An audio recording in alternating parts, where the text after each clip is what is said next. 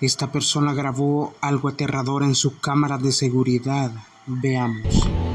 17 seconds. Ayun. Okay, back natin. Back natin. 17. Tingnan nyo dito. Ayun. Tingnan nyo. Ulitin natin. Parang lumalakad na lang siya. Tingnan nyo. Parang usok. Tapos, nawala siya dito. Balik natin. Ayan. Diba?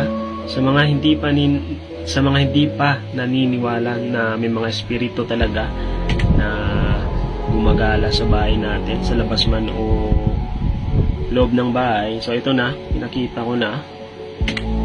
Okay, tingnan natin ulit sa part na to. Ayan. Yan. Diba?